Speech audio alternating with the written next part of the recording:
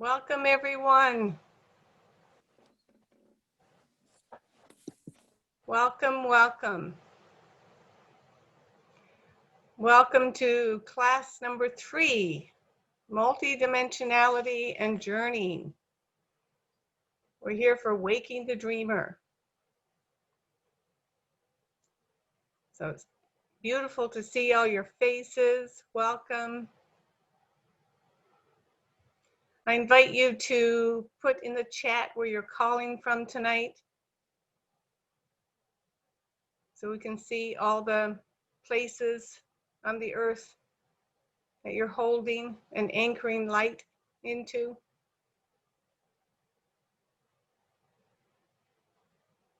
I'm coming to you from Woody Point, the island of Newfoundland, east coast of Canada. I see some familiar faces here and some new faces. So, yeah, just put where you're calling from in the chat. As people are still coming in, dropping into the room, let's give ourselves just a minute for everyone to gather and to settle in. So,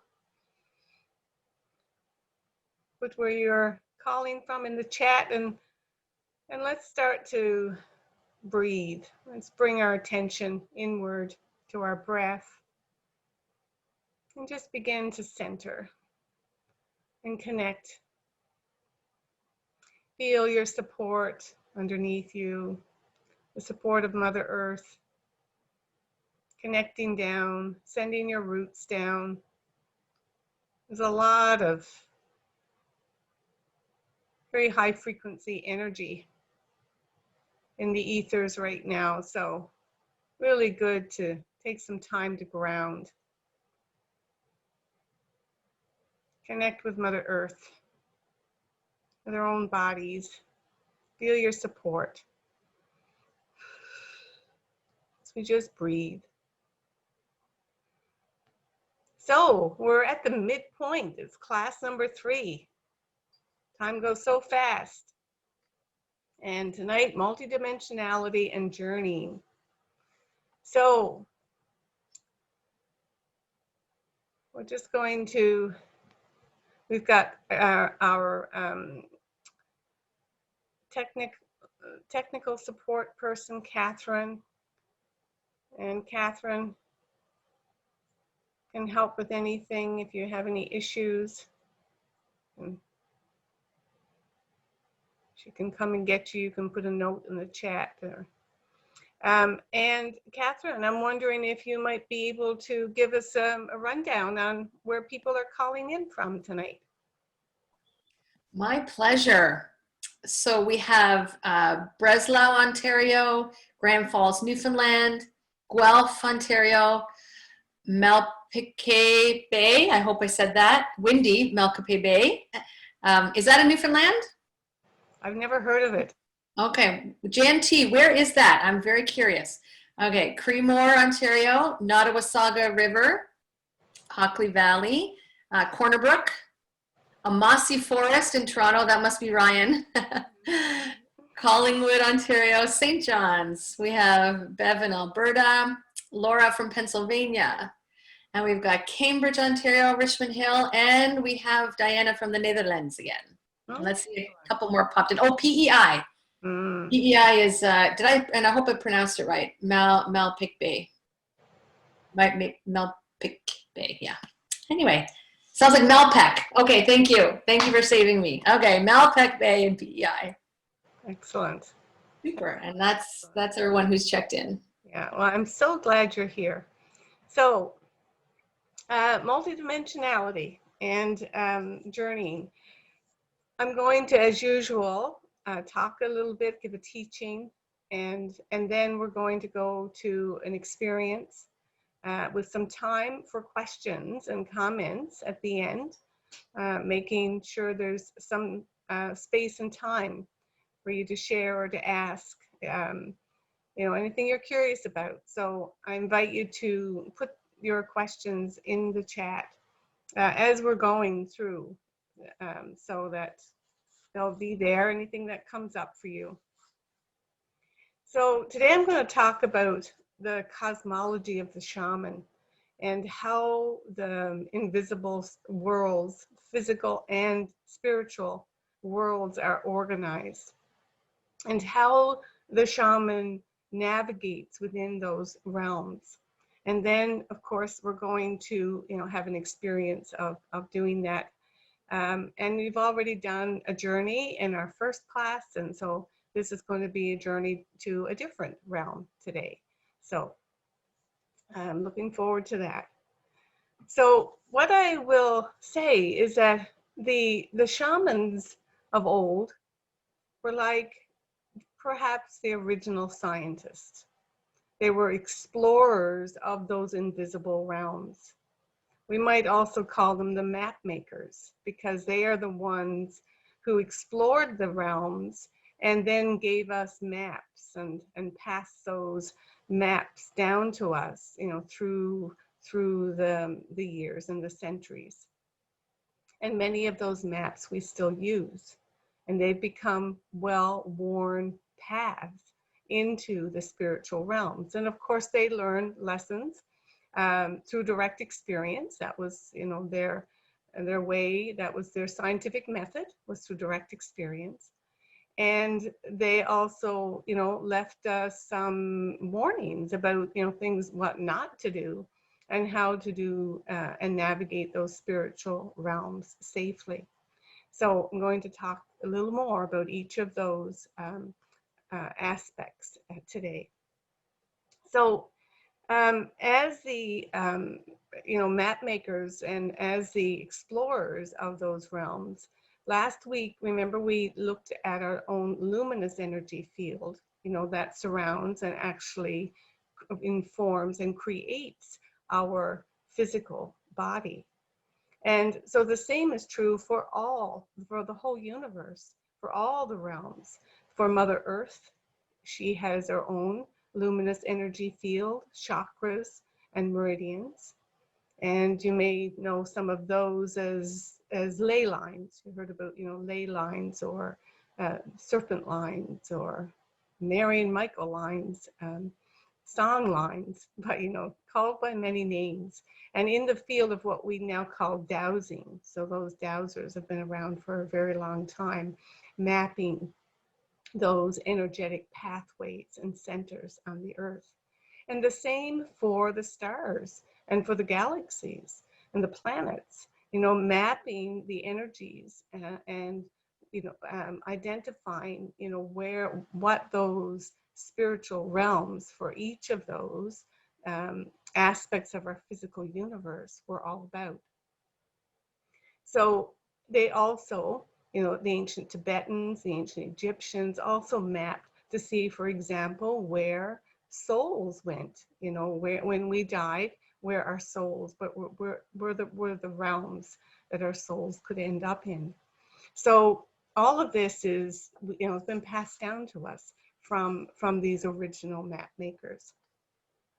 So there are many realms, many dimensions, many levels that connect the physical and spiritual realities and realms. And they range from being very dense and physical, which we would say the most dense, most physical would be the center of the earth, the center of gravity, and to the least dense and completely non-physical, the highest frequencies of light.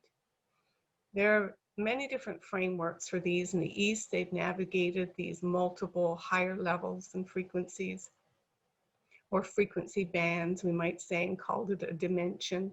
There's, Barbara Hand Clow is a teacher of mine who talks about the 9 dimensions of consciousness. And most recently, we have brain research now, brain researchers who have determined that our physical brains can access, up to 10, 11 dimensions of consciousness, which of course the shamans already knew that. And we're accessing those, but now we have science, right? And so, as I've been saying, all the way through, it's like, in a way, what we're learning through science is confirming what the ancients knew that seemed so magical and mysterious. So in a way, I'm demystifying, what seemed magical and mysterious. However, I also know that the work itself is in no way demystified, because there's still so much mystery and so much magic about this work and this path. So I'm not worried about, taking away that, because that could never be done. There's just still way too much that we don't know. So as a real physical world analogy that we learn, perhaps early in elementary school in science, we learn about the visible light spectrum. And so the whole electromagnetic radiation spectrum that contains within it a narrow band of visible light that we can see with our physical eyes.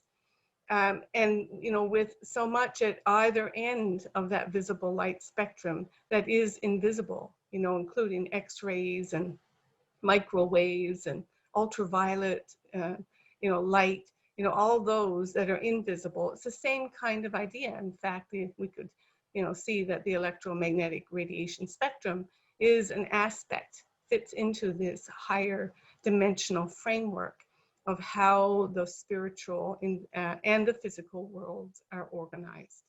As we go up, more less dense and no physical matter, and as we go down, to the core of the earth, extremely most dense heavy matter. So here we are. We've got that, and the other thing about this multidimensional framework are the notions, and these are core to the shaman's world, are the notions of space and time, and the intersection of that, which we live within in the third dimension, where we live in linear time, right? Past, present, future, where time flies like an eagle. And in that dimension of physical, of linear time, causality is the operating principle, right? But there is another kind of time that we would call sacred time or circular time that the shaman works within. And that in that kind of time, the synchronicity is the operating principle. And in that type of time, it's looping it flows like a river and loops in and out and around. And so when things line up, then you're working then in sacred time. It's like it comes around again. So that is, that's the domain of the shaman, to work in that time that's outside of linear time, and where you can access both the future and the past, because everything exists at the same simultaneously. Now, the other thing I'd like to put in here, insert it, because it's so relevant. I've been talking a lot about the age of Aquarius, which is, right now it's happening. And on winter solstice marks, for some astrologers, they say, that's the official, start of the age of Aquarius. And when we've got this huge alignment, with the galactic center, and with the Saturn and Jupiter conjunction, right at 0 degrees Aquarius, which they say, only happens like, every so many thousands of years. And so this time, I want to tie in with this idea of a dimensional framework, that's like the notes or the octave, in a musical scale, or the frequencies in the electromagnetic radiation spectrum, that we are in the midst of a shift in consciousness, where we're moving from third dimensional consciousness, which is a materialist, separation, duality, where everything operates in duality. And we've been making the shift to a fifth dimensional level of consciousness, where the duality is no longer the ruling paradigm, where we are moving into an able, our brains, our hearts, our bodies are able to experience directly unity consciousness, connection, with all other life forms. And so this kind of dimensional shift is actually a common occurrence in the cosmos. And the shamans of old knew that because they would travel to other galaxies and come back and say and be able to report, that this has been done before. And however, when you're in the midst of it, it can feel pretty chaotic and crazy. But this kind of dimensional shift is just a stage in our evolution. And what's amazing is that we've made it this far without, destroying ourselves, because we've become, pretty close to it before, apparently. So the frequency and the shift in frequency is actually changing our DNA, because in order for us to hold those higher frequencies of light in our physical form and stay in physical form, our DNA has to shift. And so the codes of light, and this is Mayans, the Mayans were teaching this information, coming through from the central sun, through our sun, is upgrading our physical bodies. And and this is a great spiritual awakening. And why, all of us now, I can say that, each of us is a shaman and can be a shaman, because these capacities are coming online, coming back online, that have been shut down for a very long time. And we are in a very different place now in our ascension pathway upon this planet. So now what I'd like to shift to is to talk about, the particular way that the shaman saw. So I'm going to put aside, this is a very deep, dense and rich topic to talk about multidimensionality and some of the frameworks. So I'm going to give what I was taught in shaman school, which is the way the overall organization that the shamans use when they're journeying to get information. And so in that cosmology, there are three worlds: the lower world, the middle world, and the upper world. Now, the lower world is the world of where all the things that we have lost, forgotten, repressed, denied, and whenever we've experienced lots of trauma, that's where our disassociated, we'd say in psychology, our disassociated soul parts, or parts of our psyche, which just means soul, have gone. Mother Earth holds them. She holds them in her belly. And so the underworld is like a primordial Eden. And that is where the shaman journeys to discover that which has been lost and to bring it back. And we're going to do a lower world journey tonight. So in psychological terms, the lower world is the unconscious aspect of our psyche. The middle world is the world we walk in, this physical everyday world. And we, would call this the world of our conscious awareness, right? It's the place of linear time, and the place also where we, create, where we bring things into form, where things come from our, ideas, from our inspiration, and we actually, bring them into the physical realm. And of course, our whole lives that we've created, right, are examples of that. So this is what this world is about and what it's for. The other world, the upper world, is the realm of possibility. It's a realm that exists in pure spirit, and it is a world that's not yet into form.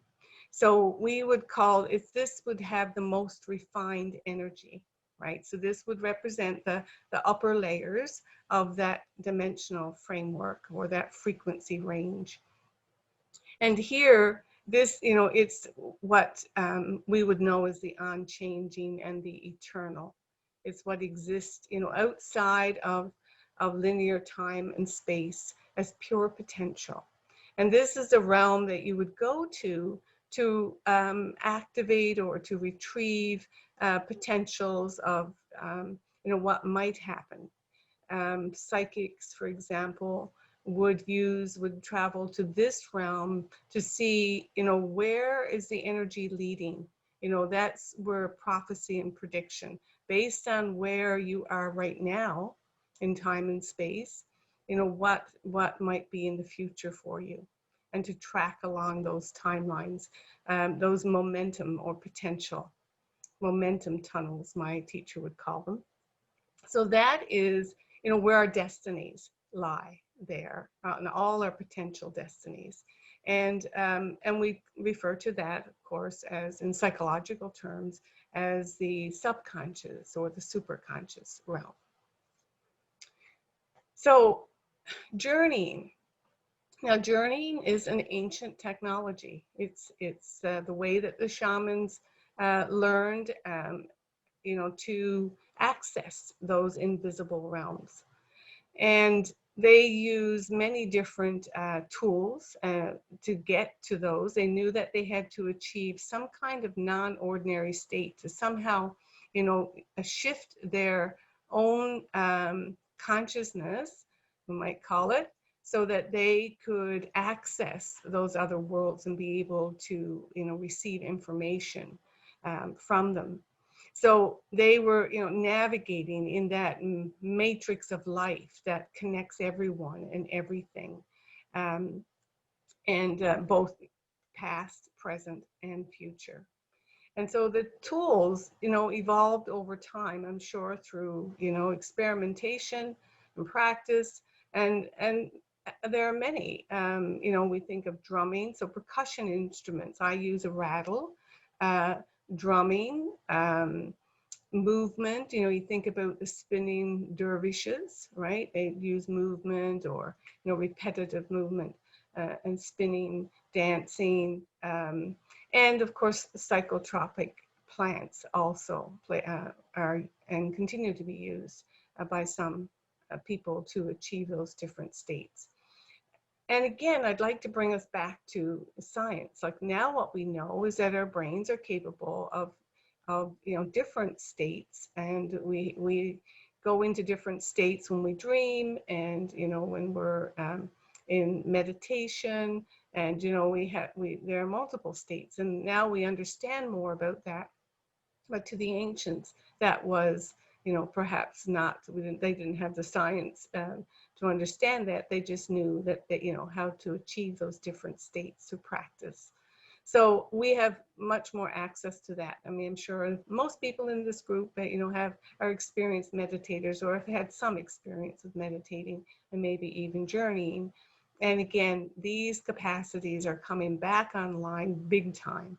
And this is all part of the big spiritual awakening and our evolutionary process as well. So, so one of the things that the shamans of old knew is that there were some hazards, and so that was why it was important to have, mentors and teachers to show you the ropes and to be there if you got into trouble.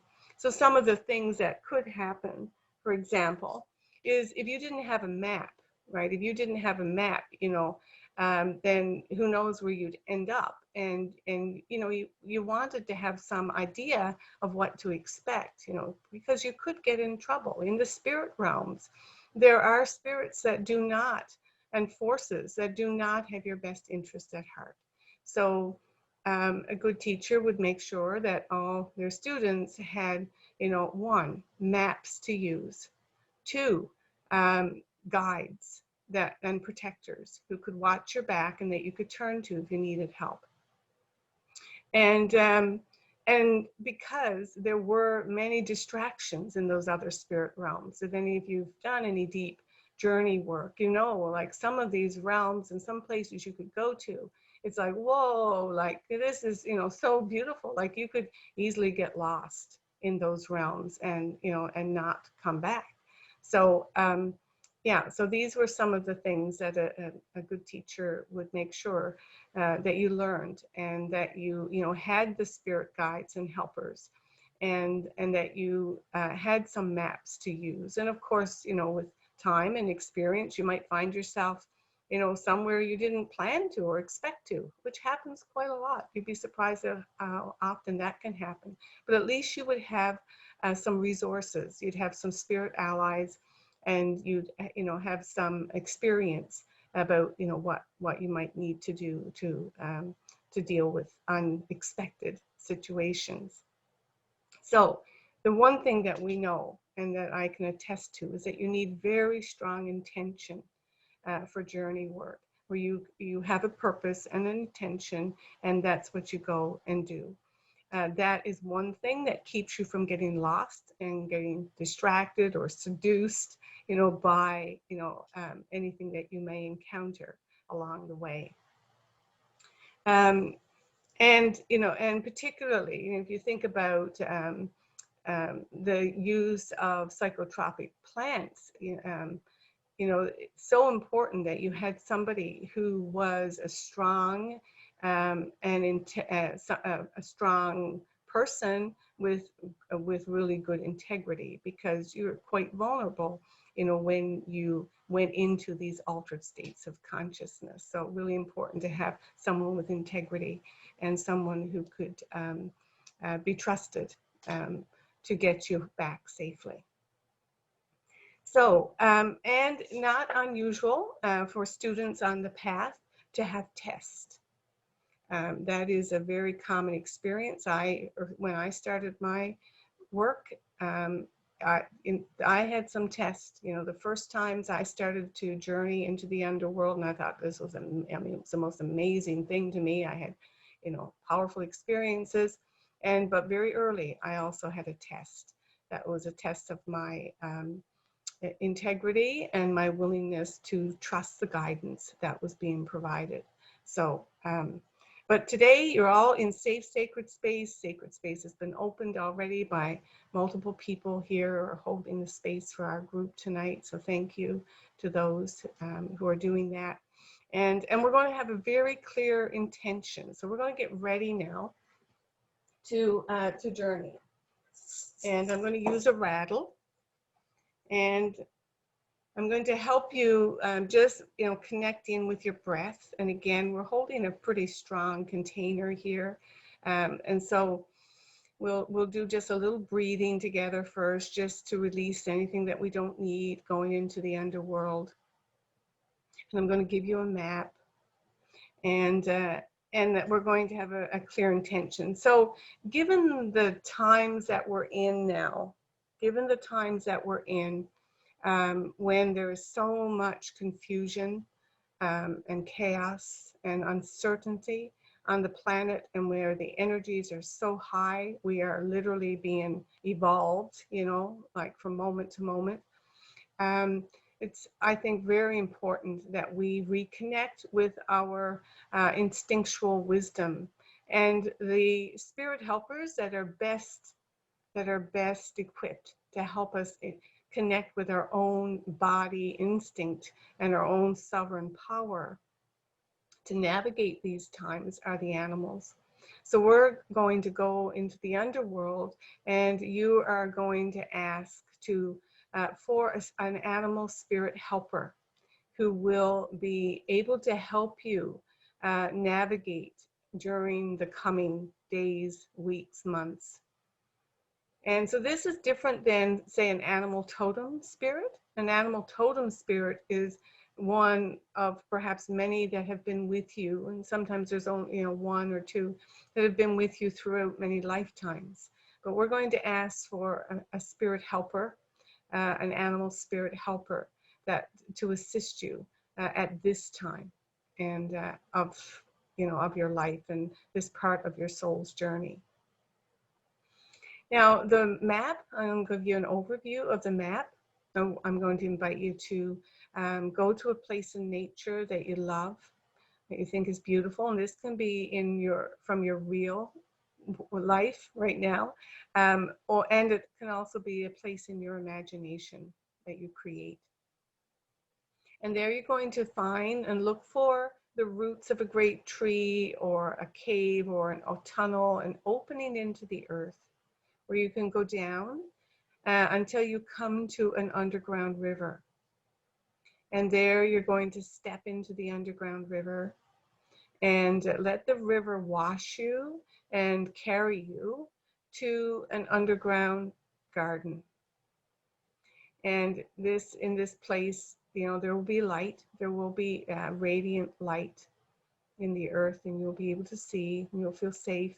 And the river will carry you to this garden where you'll get out, and in the center of that garden will be a large stone. And you'll make your way to that stone. And there we'll call on the guardian of the underworld. And I'm going to call on my guardian. This guardian shows up in many different forms and probably has as many, expressions as there are people who journey to his realm or her realm. But as a keeper and a guide, a guardian who you can turn to and ask for advice or direction or help at any time. And then from there, we're going to call on this animal spirit and see who shows up. So I'm going to invite you to hold a beginner's mind, even if you've done journeys to the underworld many times before. For today, have a beginner's mind and prepare to be surprised. Be surprised at who or what shows up. So let's begin with some nice deep breaths, at least 3 deep breaths, bringing and calling back all the parts of yourself that may have, gotten distracted and left along the way, calling back on the in-breath and bringing light into your body, bringing back all your light. And on the out-breath, just releasing anything that's not yours. Anything that you're carrying that you don't need, any heavy energy, just releasing, bringing in light, calling all yourself back. Out breath, just releasing and letting go, letting it go back to the light. And bringing your attention inward. And with this breathing in and breathing out, allowing your body to completely relax. So letting go of any tension and inviting your mind to just relax. And I'm going to invite your imagination, to come full out here. And so any mind chatter that says, oh, I'm, you're just making that up, or again, trying to justify or explain, anything, you just listen to it and just say, it's okay. Just let it go. Let your mind do what it wants to do, but see if you can settle into your heart center. Allow your breath to bring you inward. I want you to listen to the sound of the rattle. I want you to bring yourself to that place in nature that you love and think is beautiful. Second now, I just got to switch my sound here. That place in nature. Looking around, noticing your feet and the ground beneath your feet, and looking for a place that you can enter the earth, for a way down into the earth. A tunnel, the roots of a great tree, a cave, and allowing yourself to enter the earth, going down through the soil, through the roots, through the bedrock, feeling the dampness, and noticing there is a light. You can see clearly, down, down, down, down. until you come to a river. And stepping into the river, surrendering to the river, allowing it to cleanse you of what doesn't belong in these realms. And lying back and surrendering to the flow of the river, allowing it to carry you.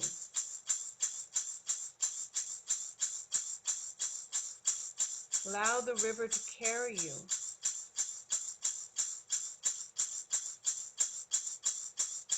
until you feel yourself being washed up on the shore of a beautiful garden. And stepping out of the water, again noticing the ground beneath your feet, and making your way to the center of this garden. And just surveying your surroundings here, noticing the forest, noticing the landscape, any mountains and hills around you. Are there birds here? Noticing. And when you come to the rock in the center of the garden, I want you to touch the rock. Feel the texture of the stone, its temperature. And we're going to call here on the keeper of this realm. Come, keeper. Come, we wish to travel in your domains today. And so, as you notice the keeper showing up in whatever form he or she shows up, ask if this is a good time for you to be journeying, for you to be here in their realm. And look to see and hear what the keeper says. If you get a yes, an affirmative, this is a good time, then declare your intention. To the keeper, say, I've come today to ask for the help of an animal spirit, one who can assist me, support me, and guide me in the days and months ahead. And look to see, look around the garden to see who's approaching. What animal is coming?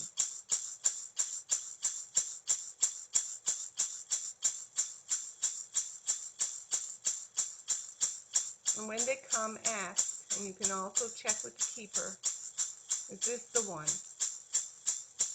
Is this the one that's here for me today? And look into their eyes and thank them for coming. Thank them for coming.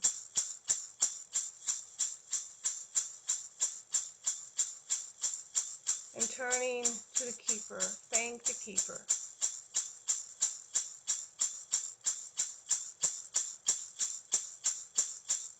Thank the keeper for their guidance and protection in these realms. And ask this animal spirit, they're ready to come with you back to the middle world. They say yes. Then follow them across the meadow,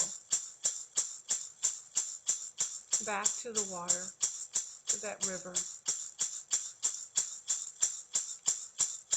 And immerse yourself in the water once more, allowing the water to cleanse you of what may not accompany you into the back to the middle world. So it's not appropriate to go. And surrender to the water, into the river, and allow it to carry you back, knowing that your spirit animal is with you, it's accompanying you.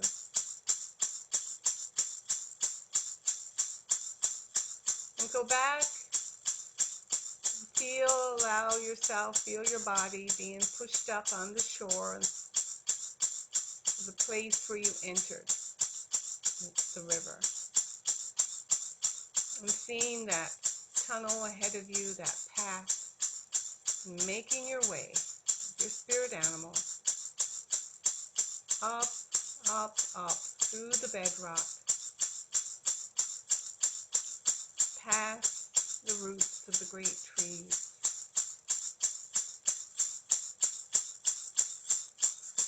and back to the beautiful place in nature where you started your journey. And looking down at your feet, realizing you are back, and connecting with your animal.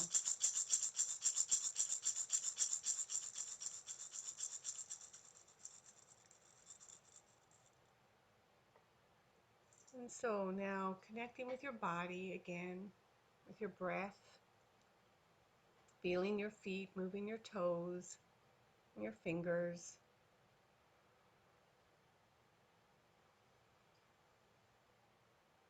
Coming fully back into your body. Now, part of your homework for this week in your course guide will be to spend some time conversing with this animal spirit. And there are prompts in your course guide for this conversation, asking, why did you come to me now? How can you help me? What is it in my life that you can be of support with? How can I connect with you when I need you? What do you need from me? All those kinds of questions. See, we have many lifetimes of connection with the animals. And in modern society, modern day, we've lost contact with much of these animal helpers. And we've lost connection with our own instinctual nature. We've become so civilized, so to speak. And there is so much for us to recover, and so much of this ancient wisdom and support available to us in the spirit realms. So bringing this forward now has never been more critical or important, when the airwaves, so to speak, are so congested with all kinds of messages about what we should be doing, thinking, feeling. And we need all the help we can get to reconnect with our inner wisdom and our inner guidance and our own spiritual helpers, our teams of helping spirits.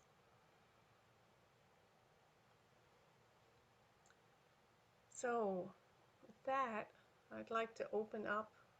We've got now some time for any questions or comments anyone would like to share. Put a note in the chat. And love to hear what some of your experiences have been.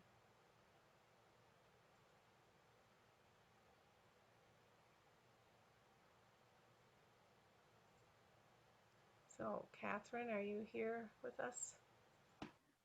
Able to? I'm here. I came back. Oh, good. Didn't lose anyone. I haven't lost anyone yet on a journey, so No, they're all still here. I don't want this to be the first time.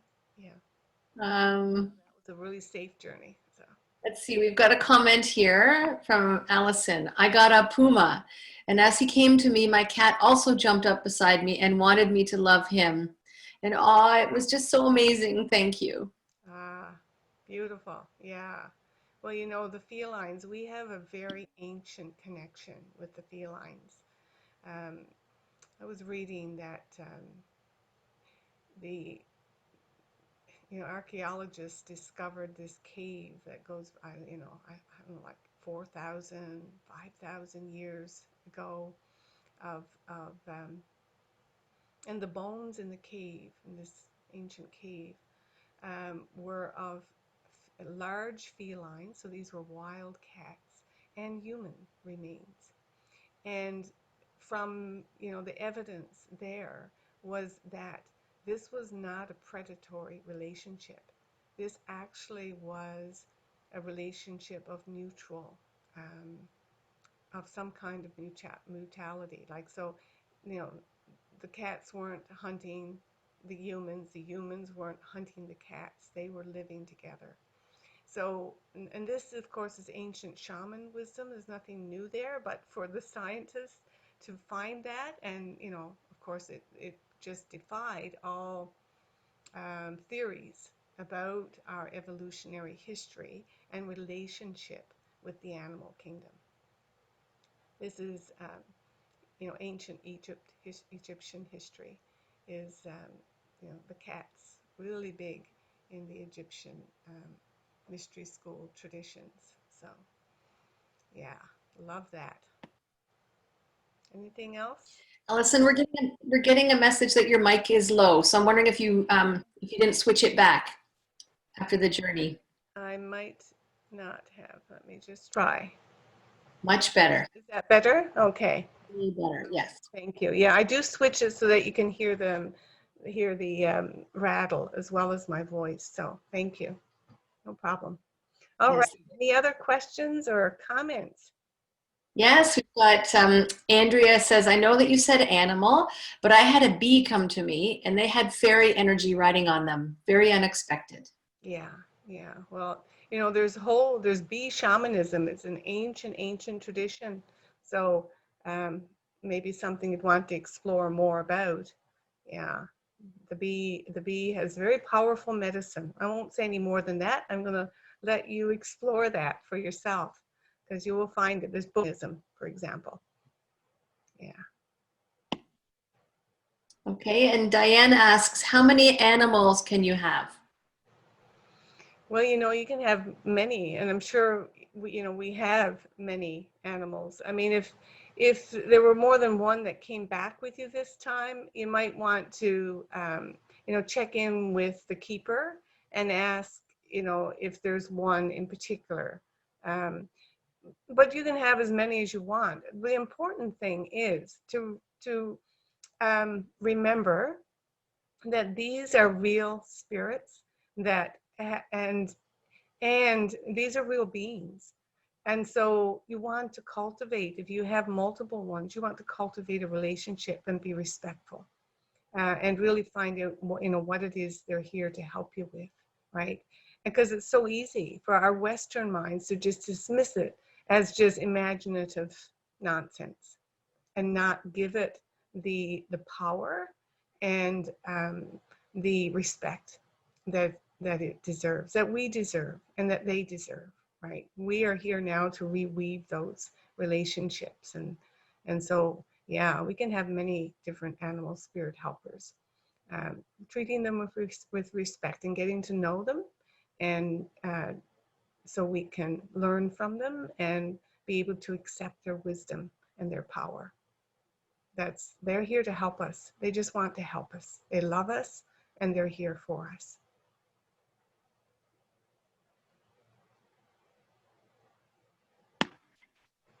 So in response to that, Diane put in the chat, she had an owl and a wolf. Mm. Well, they're both, yeah, all good. I mean, every animal, even to the tiniest spider, the spider is powerful medicine. And so we can, underestimate and overlook some of these, lesser animals that show up that can have very powerful medicine, despite their size. I mean, just look what, ant communities can do, for example. And we have others saying that cats were present too on their laps. And Enza said she had an owl too, a white one. Mm-hmm. I had a big fierce mama bear. Ah, yeah. So whatever you got, I'm the work now. This is the in a way this is the easy part. The part that requires our commitment and focus is to do the work of, finding out what it is, why they came, and what it is that they can help you with from you. Remember, it's a two-way relationship, right? So yeah, so asking those really important questions. I strongly encourage you to do it, because that's what will make the change, the shifts, the changes in your life. Anything else you can also share on Facebook. So if you're not quite ready now, you want to go and write some things down. Your course guide is got lots of prompts in there for you to record your experiences, because the details can be very, very important. And sometimes we can forget the details if we don't get them written down right away. And later you may want to come back and you'll maybe understand some detail better that you didn't at the moment or at the time. Any other We questions? got time for one. Yeah, we do. Yep. So we've had a raven show up, a fawn, and Diane says the large elk buck was waiting for me. He has been with me before. This journey has unlocked a memory, and I felt like I was coming awake as I arrived back into real time. Well, I'm going to shiver as I read that. I realize I have been asleep for a long time, and I am now to reawaken. Beautiful. Oh boy, yeah, that gives me a shiver too. It's that's what is happening. This is this great spiritual awakening, right? And why you've all been drawn to this class today is because we're ready. We need to. There is so much more, to who we are, and such. And so much purpose and meaningfulness to all these experiences, and opening to receive them and really, tap into and connect again is this is where we're going, right? This is where, as moving ahead, we cannot move ahead in the way that we have, been. We have to reconnect with all this ancient wisdom and with our ancestors, so that we can go forward. And I don't know how, else that we could, go forward. We have choices. We always have free will choices. But reconnecting with Mother Earth and with all our relations is the way that we're going to, navigate, the age that and the new age that we're moving into, which is about unity consciousness, recognizing the oneness of all life, and that we're all, literally, as someone said, we're all in this together, right? We're all in this together. We will ascend as one, and that's one with the creatures and with the elemental spirits and all the realms of Mother Earth. So so I invite you to go deeper, to continue to share in the Facebook page. Some beautiful sharings happening there. And next week we will be looking at rituals, at the fundamentals of ritual, and the important role that they play in helping us reweave ourselves back into the creation again. So I thank you all for being here tonight, for showing up, and wish you many blessings as we move into this week, into winter solstice. And I will be having a celebration circle on Sunday night, and you've probably all received an invitation to that, to come to that. And winter solstice, very powerful time. So I invite you to show up, and if you can't show up for that, then to do something, to do some kind of ritual of connection that's meaningful for you. And there's so much, right, at this time of year. Anything, we're celebrating the return of light and the dawning of the new age of light. Aquarius is all about light, electricity. The internet is all part of the energy of Aquarius, higher wisdom, enlightenment, all of which will be possible and is becoming more and more possible and achievable by all of us now because of the higher frequencies that we're being bathed in and evolving into. So um, say good night for now, and I look forward to seeing you all next week, either at the Solstice Circle or in our next class. Good night, everyone. Thank you.